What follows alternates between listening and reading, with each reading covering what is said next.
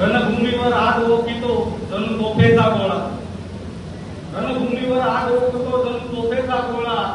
अरे शत्रूला ही धडकी बनवतो हा राष्ट्रवादी युवक काँग्रेसचा मेळावा, हा राष्ट्रवादी युवक काँग्रेसचा मेळावा. नामदार दिलीपरावजी वळसे पाटलांचं छत्रपती शिवाजी महाराजांना प्रथमतः कोटी कोटी नमन. फुले शाहू आंबेडकरांच्या विचारांचा वसा आणि वाचा घेऊन संपूर्ण महाराष्ट्राला दिशा देण्याचं काम ते करतात. ते आपले मार्गदर्शक नामदार दिलीपरावजी वळसे पाटील साहेब, नामदार शिवाजीराव दादा आढळराव पाटील साहेब,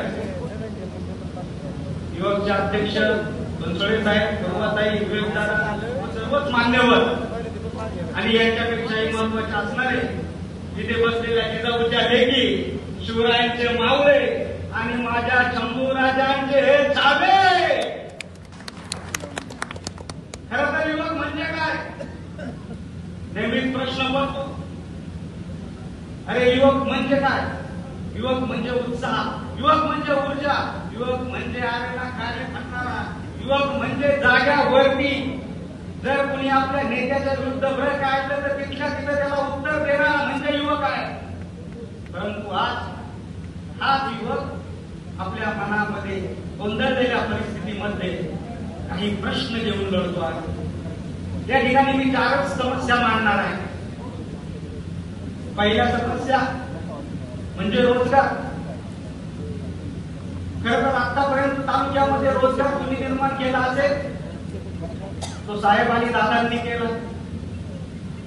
हे कुणी सांगण्याची गरज नाही, तरी सांगतो की साहेब आणि दादांशिवाय रोजगार निर्माण करणारा तिसरा कुणी आपल्या तालुक्यात नाहीये. परंतु आजच्या बेरोजगार युवकांना सोबत घेऊन काही लोक ग्लोबल सिटीचा वापर करतात, त्यांना भडकवण्याचा वापर करतात. साहेब आपण याच्याकडे लक्ष दिलं पाहिजे. ही रोजगाराची समस्या. दुसरी समस्या आहे शेतीविषयी समस्या आहे. जेव्हा जेव्हा कधी आपण फोटो पाहतो, रील पाहतो, कुठं तरी पेपरला पाहतो, अतिशय वृद्ध माणसाचा फोटो दिलेला असतो, टोपी घातलेली असते आणि तो शेतकरी दाखवलेला असतो. पण आजचा शेतकरी तसा नाही मित्रांनो. हा जो समोर युवक शेतकरी बसलाय ना, खऱ्या अर्थाने ही समस्या या युवा शेतकऱ्याची आहे. त्यांनी त्याच्या शेतामध्ये कमवलेल्या कष्टाचे घामाचं चीज मोल त्याला मिळत नाही, ही खऱ्या अर्थाने समस्या आहे. आणि तिसरी जी समस्या आहे ही आपल्याच पक्षात नाही, विरोधकांच्याही पक्षात आहे, सगळ्याच पक्षात आहे. ती समस्या आहे संधी. जो गावात मंडळात काम करतो ना, त्याला अपेक्षा असते की मला ग्रामपंचायतला राहायची. तो ग्रामपंचायतीला काम करतो त्याला वाटतं मला सरपंच व्हायचंय. जो सरपंच म्हणून काम करतो त्याला वाटतं पंचायत समितीला संधी मिळाली पाहिजे. आणि जो पंचायत समिती लढतो त्याला वाटतं की आपण झेडपी झालो पाहिजे, आपण अजून वरती गेलो पाहिजे. कधी कधी गावात काम करणारा कार्यकर्ता असतो म्हणून तुम्हाला बूथ अध्यक्ष व्हायचं. बूथ अध्यक्ष झाल्यानंतर त्याला वाटतं की आपण पंचायत समिती गणाध्यक्ष व्हावं. अशी संधीची अडचण आहे मित्रांनो. या झाल्या 3 अडचणी.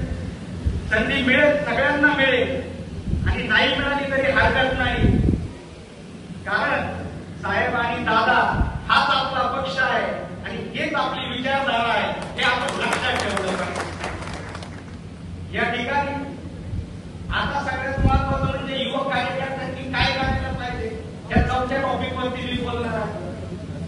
कुछ लोग लगे हैं समुंदर खंगालने में, कुछ लोग लगे हैं समुंदर खंगालने में, हमारे साहब और दादा के काम में कमियां निकालने.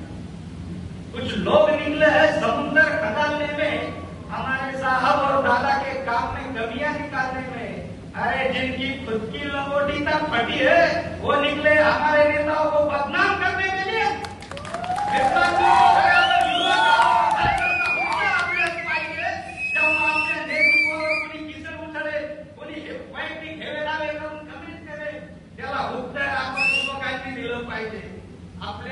आपल्याला कुठल्या शास्त्राची गरज लागली नाही, आपल्याला कुठल्या अस्त्राची गरज नाही लागली.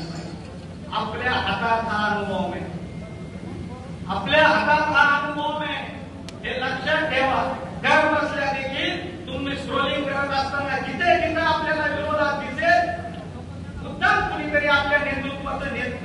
प्रतिमा ढाकळण्याचं काम करत असेल त्या ठिकाणी आपण तडफेने उत्तर दिलं पाहिजे. अरे जी लोक आमच्या दादांचा साहेबांचा हात धरून पोहायला शिकली ना, या आमच्या विचारांना पुरवण्याचा प्रयत्न स्वप्न पाहतात. अरे लाजा वाटल्या पाहिजे. आमचे विचार साहेबांच्या आणि दादांचे कधी बुडणार नाही. तुम्ही बुडाल पण आमच्या साहेबांचे आणि दादांचे विचार या ठिकाणी बुडणार नाही. एक लक्षात घेतलं पाहिजे मित्रांनो. काय असतं, कधी कधी बिनकामाचे लोक असतात. आपण त्यांना काम सुद्धा मराठीत म्हणतो, हिंदीत निकम्मे म्हणतो. अशा निकम्या लोकांपासून सावध राहिलं पाहिजे.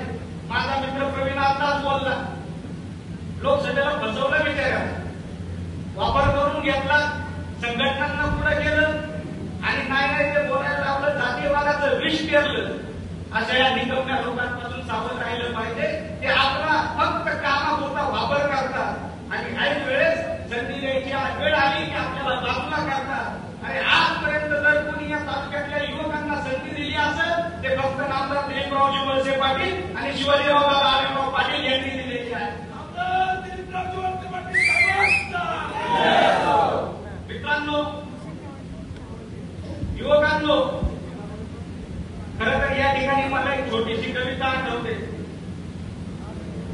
तुला तुझीच पुरी करायची, हौस आकाशी उंच उडायची. तुला तुझीच पुरी करायची, हौस आकाशी उंच करायची. गड्या तयारी ठेवलं मनाची, कधी झुकायची कधी नारायची. तुला डोक्यावर घेणार हाय ग, तुला उचलून घेणार हाय ग. तुला डोक्यावर घेणार हाय ग, तुला उचलून घेणार हाय ग. एवढे बोलून थांबतो. संधी प्रत्येकाला मिळेल. निवडणुकीचा काळ आहे, कुणी नाराज व्हायचं कारण नाही. साहेब देतील तो उमेदवार, साहेबांनी दगड दिला आहे तो आपला उमेदवार. अजिबात भेदभाव करायचे नाही. आपला उमेदवार साहेब, सगळीकडे साहेब उभे हे म्हणून या ठिकाणी आपण जीवाचं रान करायचं, आपल्या उमेदवारांना निवडून आणायचंय. अजिबात